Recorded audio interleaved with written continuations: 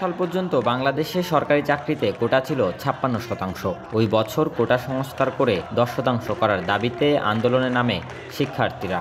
তীব্র আন্দোলনের মুখে দাবি মেনে ২০১৮ সালের অক্টোবরে নবম থেকে ১৩তম গ্রেডের চাকরিতে কোটা বাতিল করে পরিপত্র জারি করা হয়।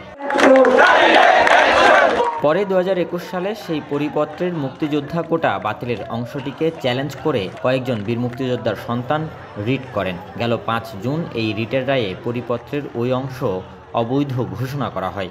এরপর থেকে আবারও আন্দোলনে নামেন শিক্ষার্থীরা। এর ধারায় সারা দেশের ন্যায় চট্টগ্রামও তীব্র হচ্ছে কোটা বিরোধী আন্দোলন।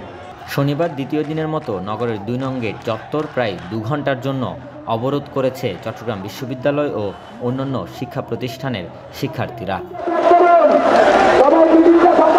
বিভিন্ন পোস্টার ব্যানার সহ নিজেদের শরীরেও লিখেছেন প্রতিবাদী ভাষা।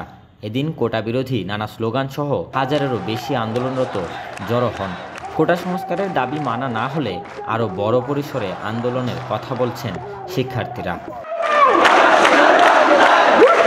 অন্যদিকে শনিবার বিকেলে রাজধানীর শাহবাগ মোড়ে কোটা আন্দোলনের অবরোধ শেষে রবিবার বিকেল ৩টায় সারা দেশের সব পাবলিক বিশ্ববিদ্যালয়ের গুরুত্বপূর্ণ স্থানে ব্লকেট কর্মসূচির ঘোষণা দিয়েছে বৈষম্য বিরোধী ঐক্যবদ্ধ ছাত্র সমাজ।